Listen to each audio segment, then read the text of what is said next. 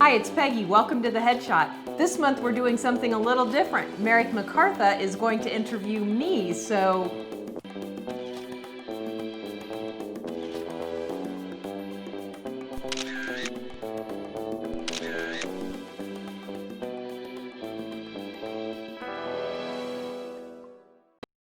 So it's my turn to interview you for a change, and you do these so well. I'm not sure I'm going to measure up to your level of. You don't believe how many compliments this woman gets on her interviewing skills.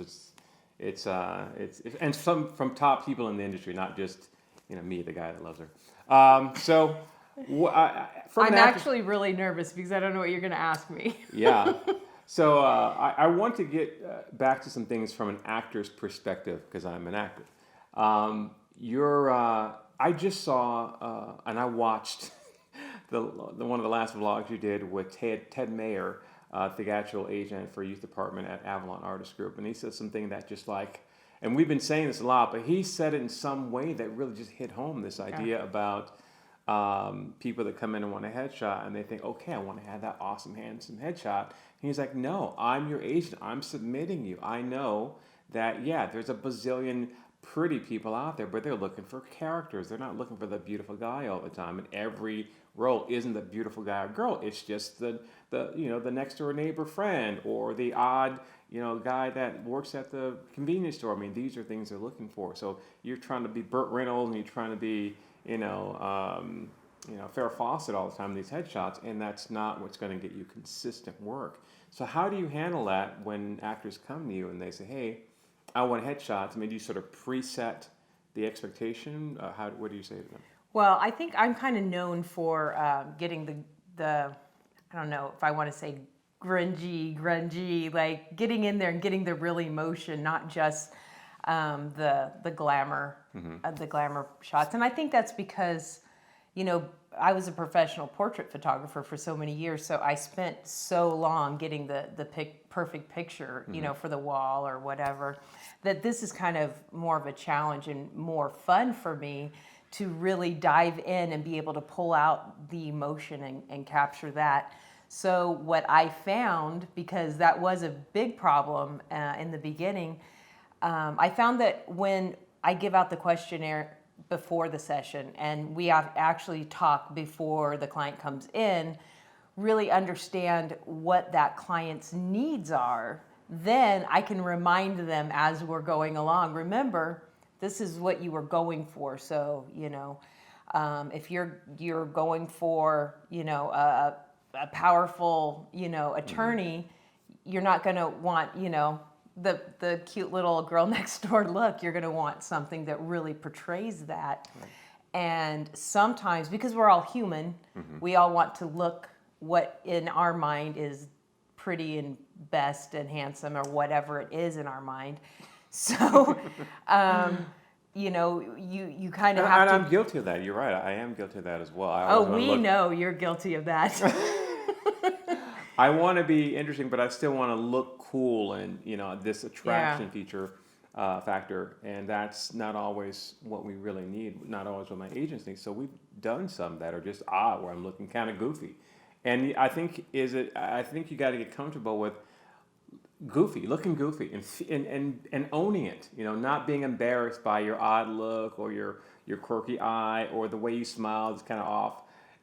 Embrace those things because I think... it's your quote-unquote flaws that will get you work. Because Hollywood is full of pretty people. What they're looking for is something that's going to stand out. And if you really look at things and think about it, the ugly people, they're working all the time. And it's true, and we don't like to say it, but because they're not ugly, but society's not perfect version of people, flawed people, the people that have unique characterizations. Yeah, characters, and they're not runway models. Exactly. But they're just interesting looking. They're relatable. Watch them. Yeah. They're relatable. Yeah. Because, you can just look at a perfect person so long. Yeah. What are you trying to say? And what is going on here? but it's easier. It's easier to get work if you're not perfect. And that's the opposite of what your brain wants to tell you. Your brain wants to be, I've got to be the prettiest, I've got to be the sexiest, I've got to be the skinniest, I've got to be the buffest, I've got to be the most ripped, I've got to be the most whatever it is.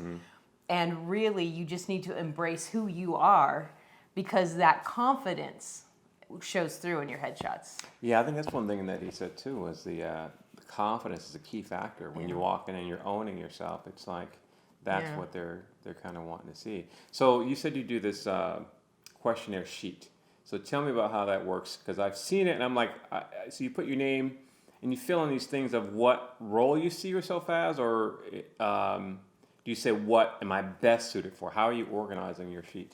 The first, obviously your name and email address and all the stuff. And then after that, it's what roles do you see yourself as a fit for? And I also have another questionnaire if I have, because I work with actors on all levels. I work with actors that are just like, hey, I want to be an actor. I'm going to start taking classes. And I work with, really well-known, very, established actors. So if you're just starting out and you're like, I don't know what role I'm a fit for, then I have another questionnaire that kind of helps you kind of survey your people that know you and maybe don't know you well, but have just seen you, kind of acquaintances, and what their impressions, just physically what their impressions are of you.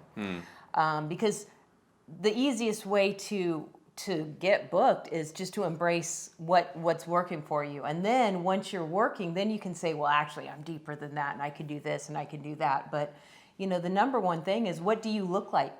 What just based on you, what are you? What role could you pull off? Well, I'm sorry to interrupt you, but a couple things right off the bat from me as an actor is, I know actors that, hey, I can play everything. What do you mean? I can just play everything. It doesn't matter. I can play everything. How do you handle that? Yeah, that's why we have to.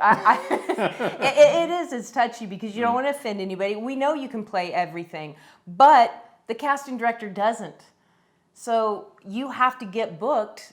You have to get your foot in the door. You have to start working. The old saying, it's easier to turn a car that's moving than a car that, is that a saying? It's a Kansas saying, perhaps. Is that a Kansas saying, perhaps? Not in Detroit. Well, it's easier to move something once it's easier to turn something once it's moving. So if you're sitting at home and you're not getting auditions and you're not booking anything, how do you know you can play anything? Because you technically you haven't shown anybody. You can. So embrace the easy end. What do you look like? What do you look like you can?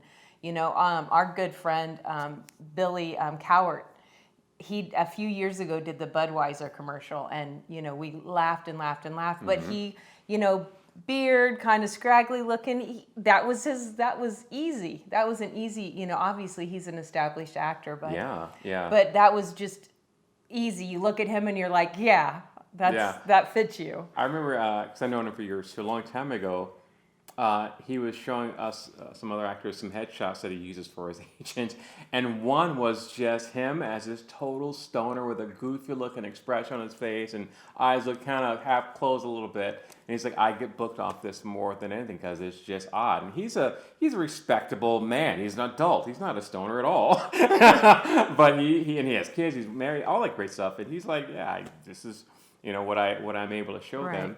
And it works. It looks good on me. It just, it comes across. So people that say they can play everything, or is it the other ones where people are, I don't know what I can play. They have no idea. Right. Like, I don't know at all. Yeah, that's usually the two. It's either I can play everything or I have no idea. And so, the other questionnaire really helps with that, just kind of helping them narrow down what they're a fit for. You play doctors, attorneys, detectives, police officers, because you just, in normal life, you just have that, presence about you. This is everyday attire. You don't dress up for much. And anybody that knows Merrick knows that, it's just, he gets up.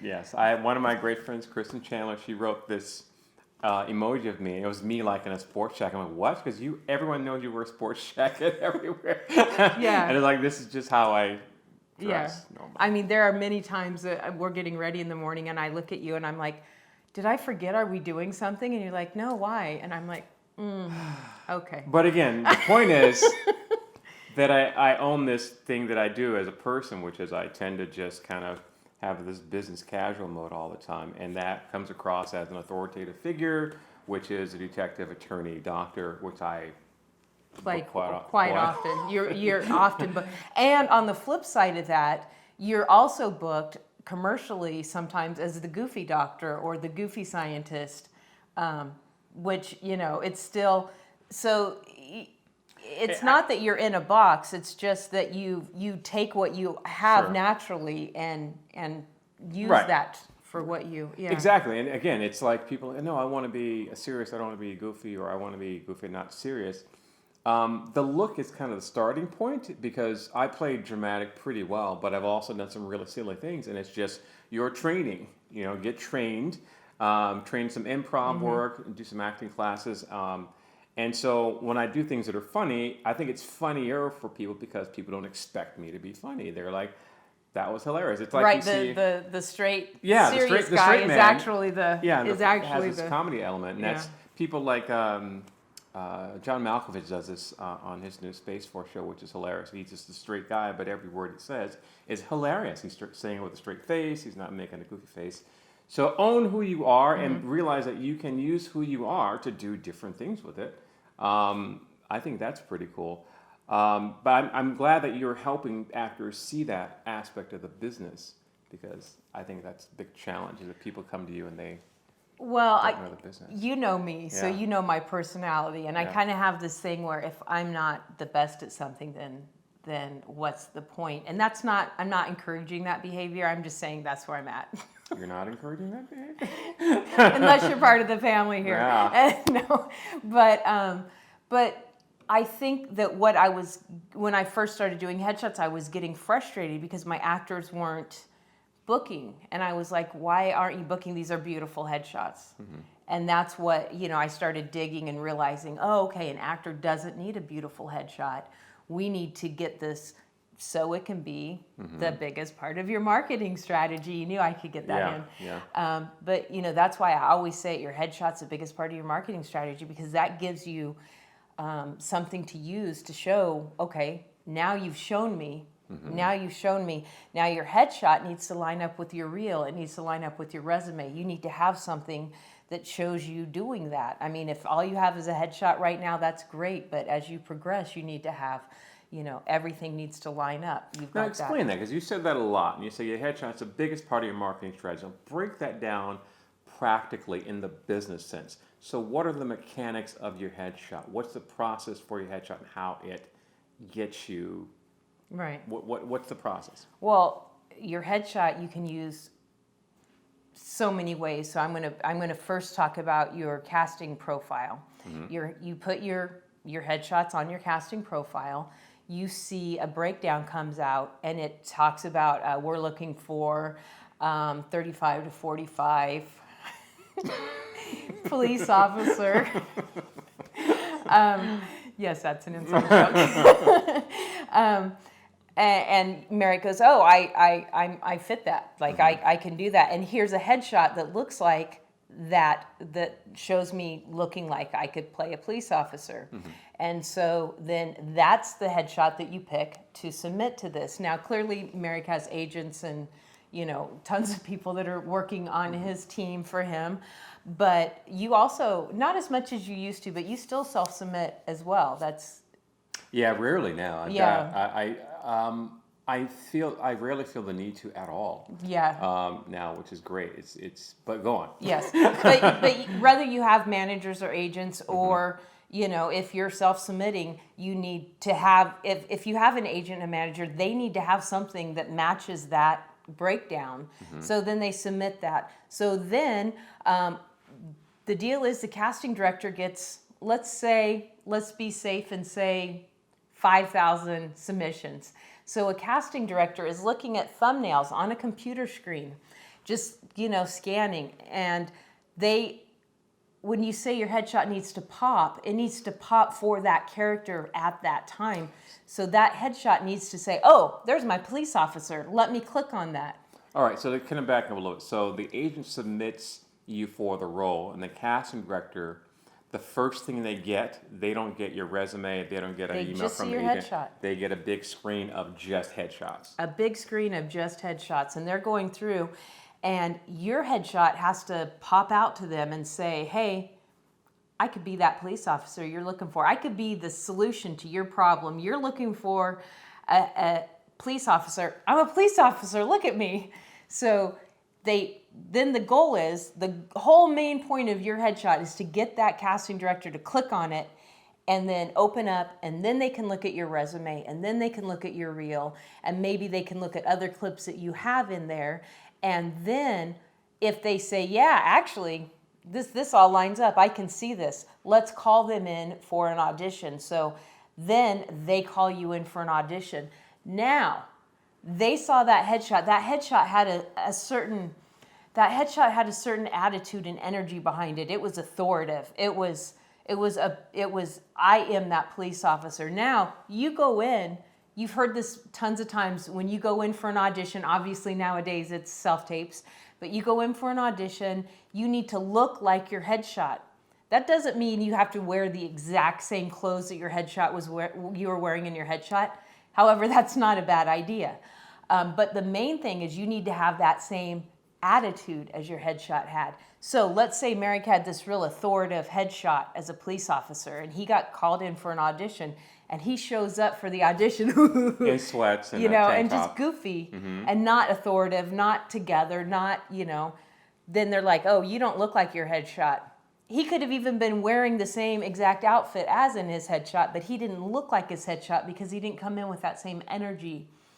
And so that's when, it's multiple things. And unfortunately, people want that, well, what's the key? Well, there isn't a key. It's this key that unlocks this and unlocks this. It's a puzzle, is what it is. And you're saying the first thing, though, is the headshot. Like, it's the biggest because that's the first thing the casting person sees to click. So it either clicks, they don't know you, they click so you are, or they, oh yeah, I know Merrick, and yeah, let's drag him over for the audition. But it's the first thing. It's the first thing they're gonna see when they're going through their submissions. It's like the headshot. And you've worked for a lot of, you've done a lot of auditions. How about I just turn that off? Yeah.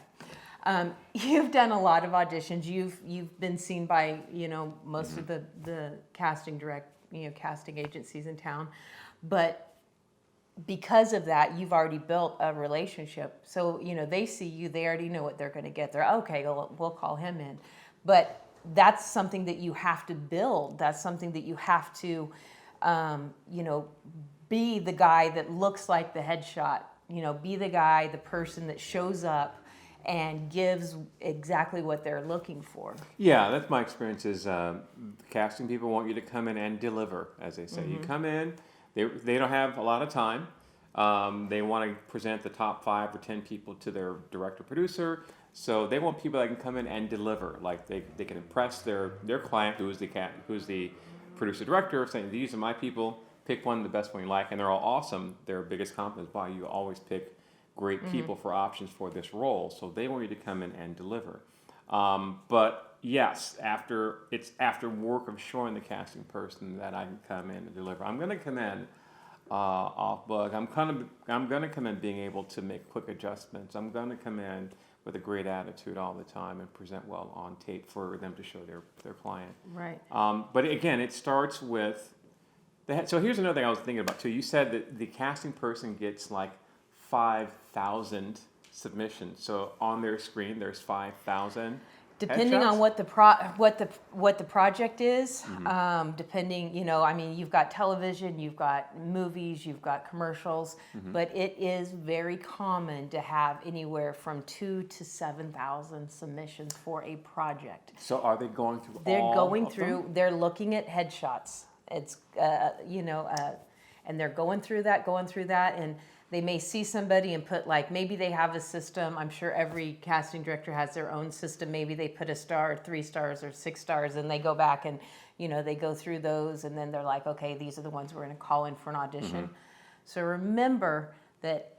Let's just nice easy number, 5,000 people submit for a role. Maybe 50 are going to get an audition, and out of those 50, maybe 5 to 10 are going to get a call back, and out of that 5 or 10, one person books it. So just getting an audition is a huge accomplishment. I can't stress that enough. Every audition you get, you should celebrate. Like whatever it is you do to treat yourself, whether it's like, okay, we're going to go eat, we're going to do whatever it is, you should celebrate that, because that is a win. Every single audition is amazing. I think when I go in, and I've heard actors sort of be a little cynical about about getting the audition, and not realizing that you've beat out like literally thousands of people. And even sometimes I go into casting offices and it's crowded, and people, oh man, this is a cattle call. It's like, well, yeah, they called in more people, but there were like 50 or 100 people versus the 10,000 that submitted. You still are coming out okay if you're brought in here for this role. So I'm trying to pinpoint this, because I'm really trying to help both me as an actor see this, now that you're here to help me. Is they're seeing the grid of headshots, so they're in thumbnail. So your headshot has to grab their attention alongside this grid of others in a thumbnail. And because my first thought is, well, heck, why don't I just pick one that like has sparkly colors that will make their eye gravitate to it. So what are you thinking? I think that's a mistake that a lot of people make. Mm-hmm. They hear people say my headshot needs to pop, and they think I'm going to wear like purple polka dots because that'll get their attention. Well, yeah, it'll get their attention, and they'll go, why?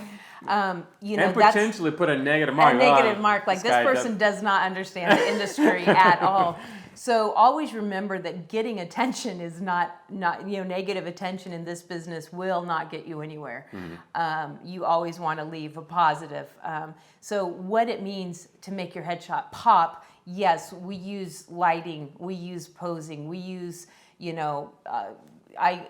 it's a theatrical role, I like to use a cinematic lighting to kind of, make that really, wow, I can see this person in a movie kind of feel. Mm-hmm. But the other thing is the emotion. What pops is you. Mm-hmm. When you're looking straight into the camera, you make eye contact with that casting director. Your image, they catch your eye. Mm-hmm. As humans, we're very sensitive to eye contact. We know if I'm looking right at you or if I'm looking off to the side a little bit. And it's a subconscious thing, but that's why when I'm doing headshots, I'm like just deep into that lens. Yeah, you say that. And because you want to really focus all your emotion, and a lot of times I role play with my clients in the studio. I need to be out in that studio a little more often. What did you just say? We'll start a scene, okay, what is that, what's the cop doing, what's the doctor doing, did you just have to tell your patient that they have cancer and there's nothing you can do? Like, did you just tell your patient that the test came back and it's negative and they're gonna live? Like, what emotion are you feeling right now? And we kind of get into that. So, because when you feel that emotion, it comes across in the image. And that's actually what makes your headshot pop, because the casting director is like, oh, that's the kind of police officer I was looking for right there. I can see that. Like and it's all macro expressions. It's just those little tiny, the little tiny tilt of your head, the little, lift of your grin or whatever. It's just those little tiny things that make a huge difference. All right. So when people like me, other actors that don't know a lot, come in and they're trying to do one of these, and the camera back there, and look at the camera. Yeah, I'm trying to give you my cool looking off to the side. Why does that not work as a headshot?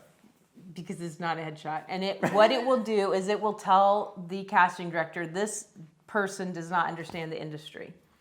And that's a lot of times when you don't have a professional headshot done, you are putting out the energy and the message that I really don't think it's important to invest in headshots. I really think that you should just... We got a motorcycle.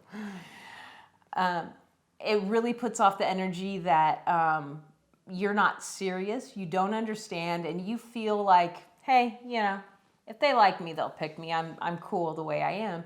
And that kind of puts off it's kind of a turn off. It's kind of like, okay, go on, let's move on. I could see that. I could see it being this lack of understanding in the industry. And I tell other actor friends that are starting out that it comes down to they want to know, can you do the job, and are you bearable for 8 hours on a set?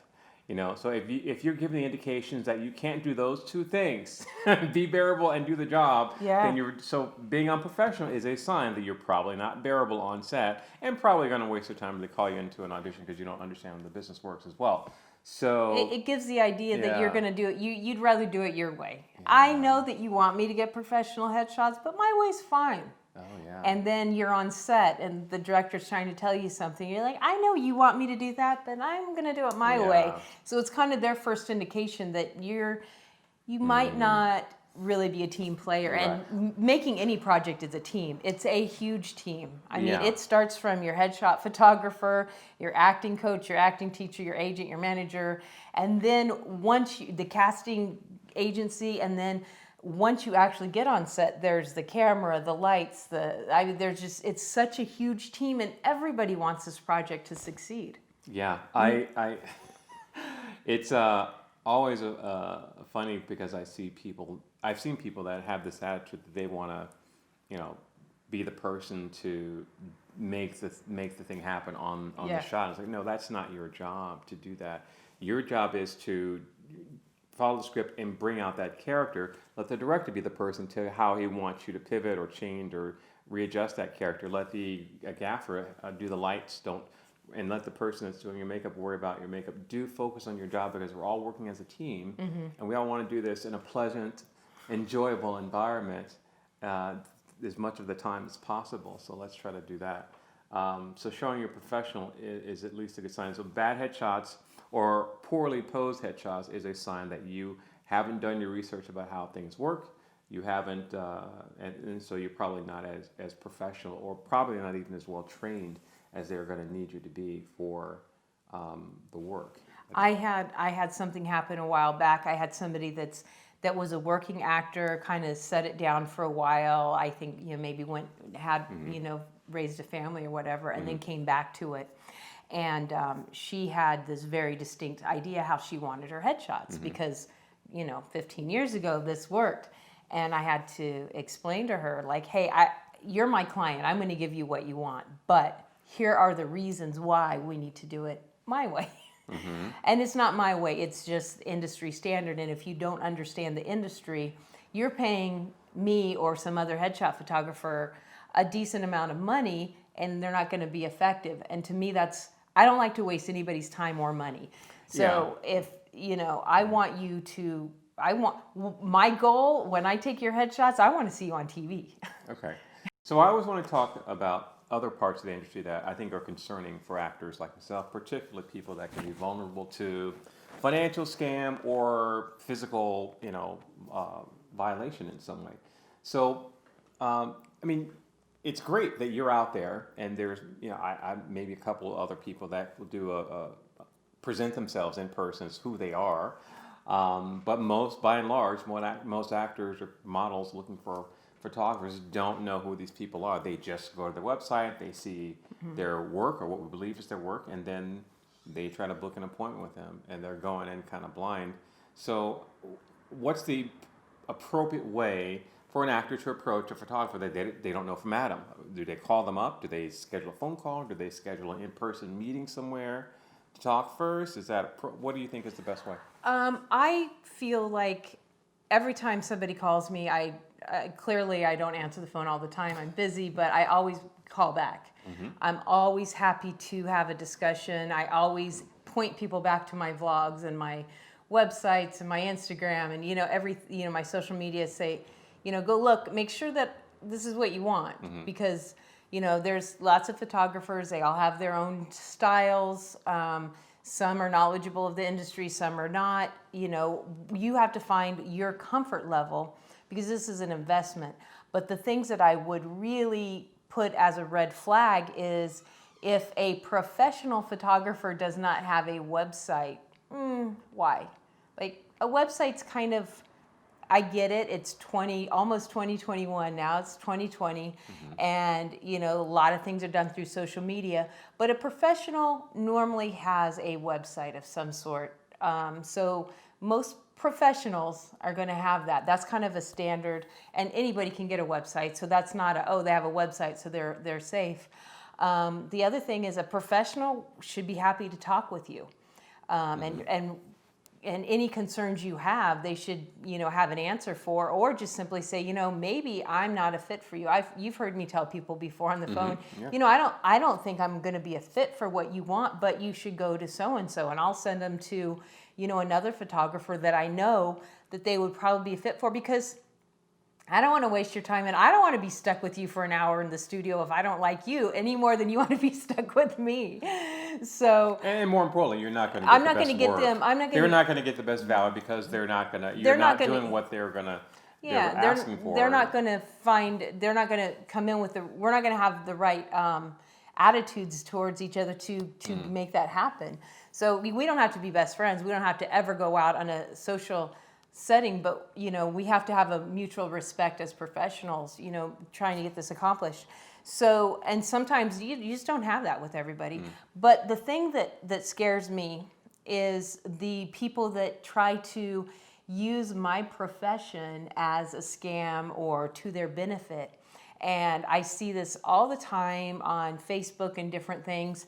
Hey, looking for models or actors, free headshots or $100 headshots, or something like that. There's like an acronym. It's trade for pictures or something like that. What is it called? Trade for print. Yeah. Trade for print, I guess.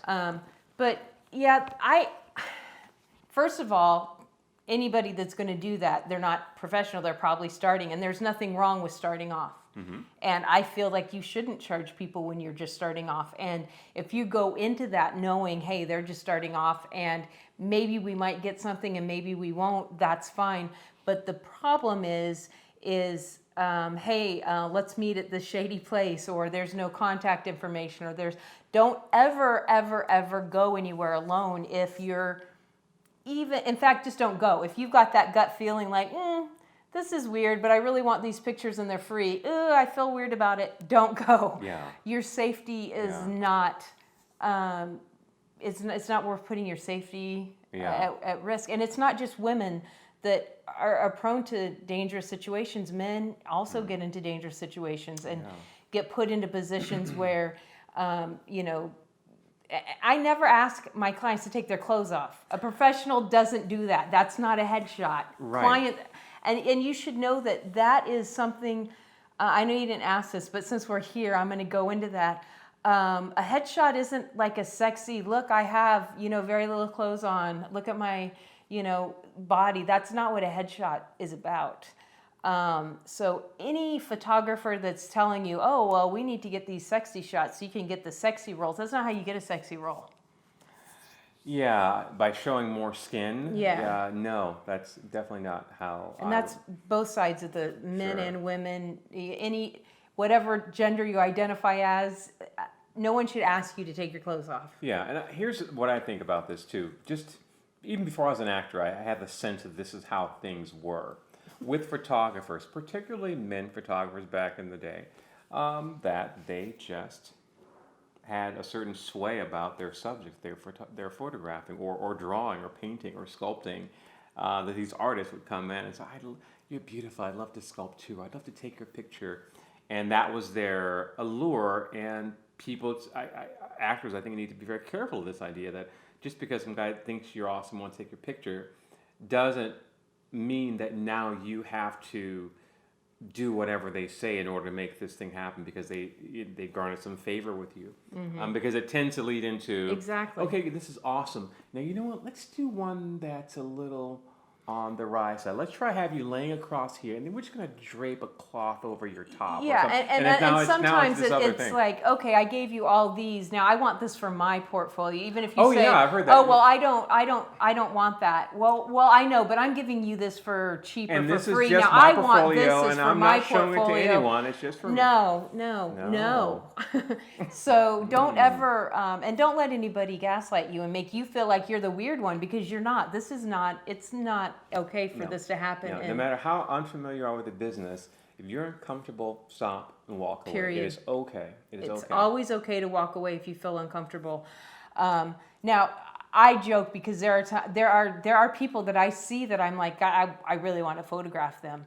Yeah. And it's usually Yes. it's usually somebody that has a real unique look. It's It's very somebody with interesting, or just crazy someone that- hair or a yeah. crazy nose or fun, really interesting eyes. I'm like, oh my God, I want to photograph them. And I'm like, I know I would sound like a weirdo if I'd say, can I photograph you? But I literally have to like pull myself back sometimes because I do like, and that's the artist part of it.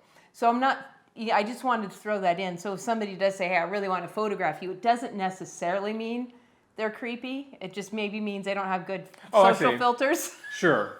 But yeah, but Definitely you'll get the creepy vibe if they're sure, creepy. they're that Yeah, person, but yeah. also realize that once you're in that studio, it doesn't mean your freedom of choice is gone because you've gotten into their studio. No. They can just tell you what to do. No, you can always say no. You can always say, I am not doing that. And you can always leave. And I don't know any photographer that has a say in the industry about where your career is going to go. If you've told them no, I think I've heard this. You maybe see it in movies or something.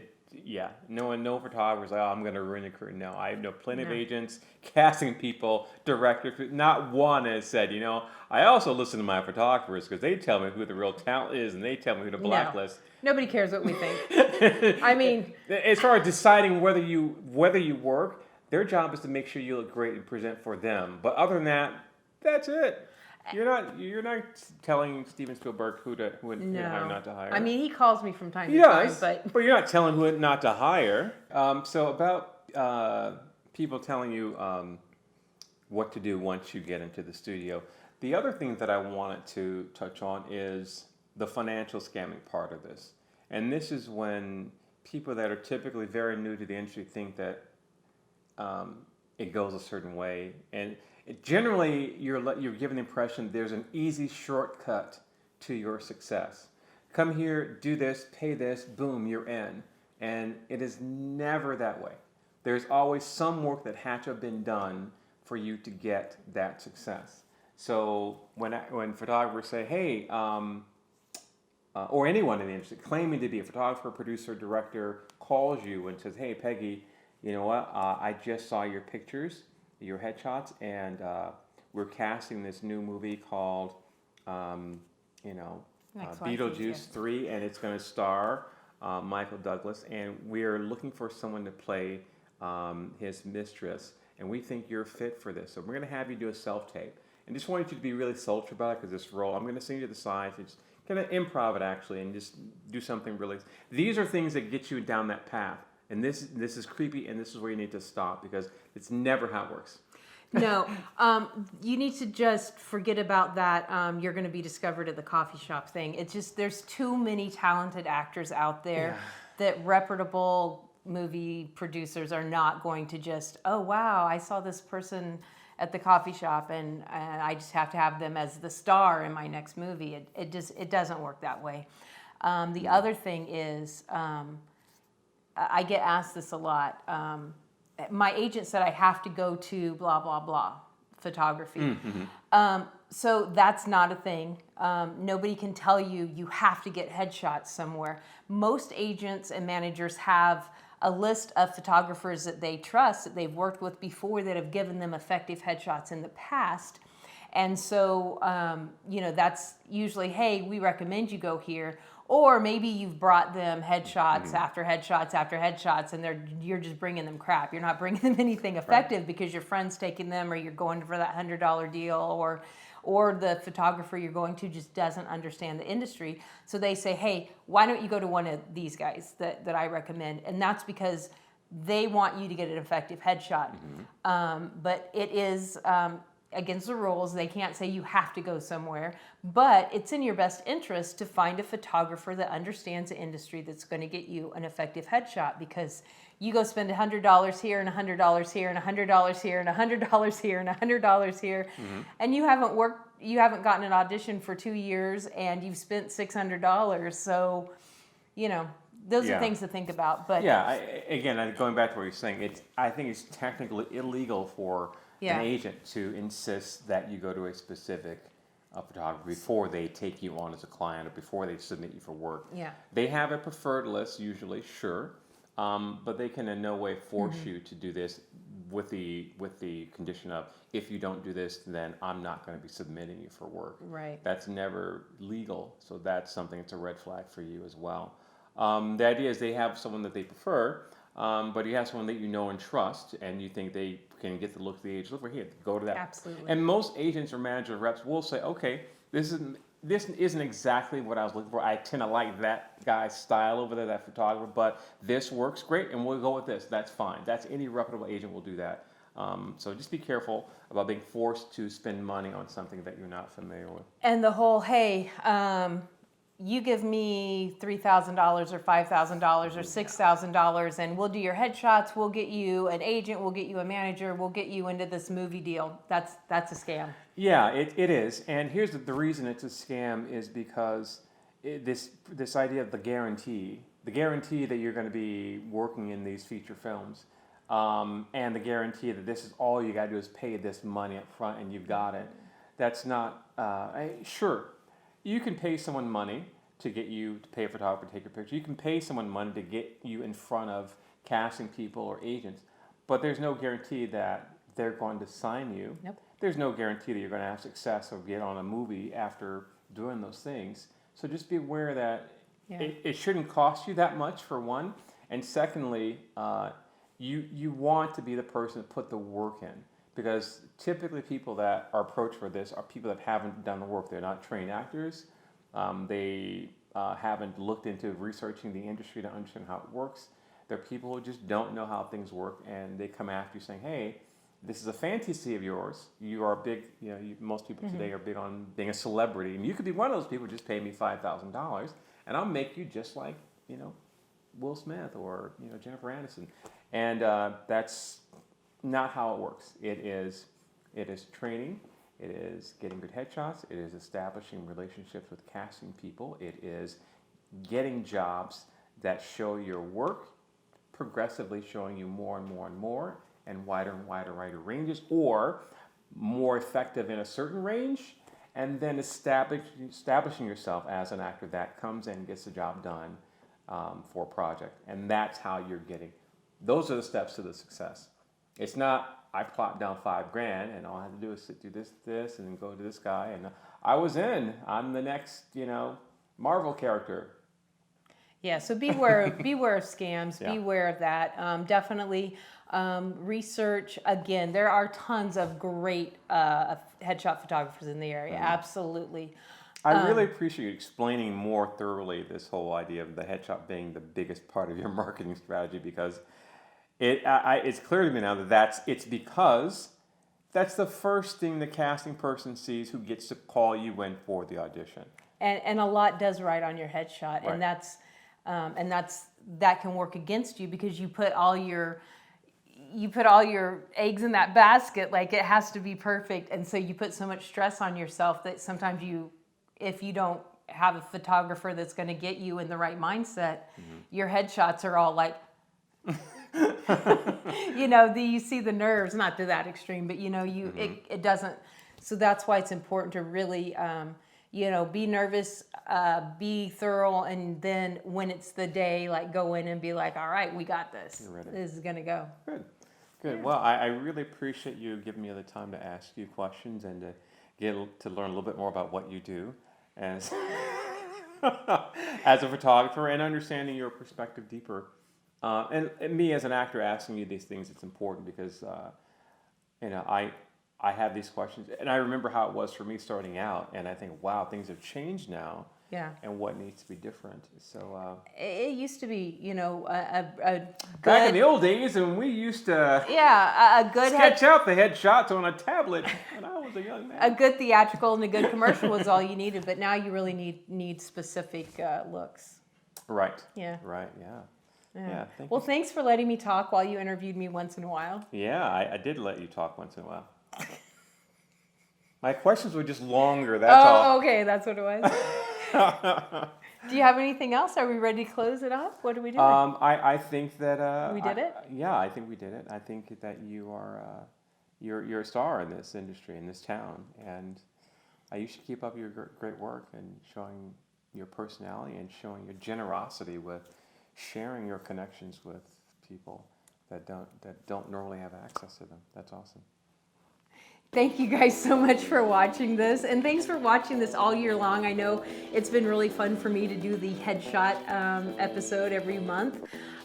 Please make sure you share this with everyone. Leave me tons of comments. What else do you want to talk about concerning headshots throughout the coming year? Share this. Make sure you follow me on YouTube, on Instagram, on Facebook, everywhere. Just follow me everywhere. Most importantly, have an amazing week. I'll see you next week. We did it.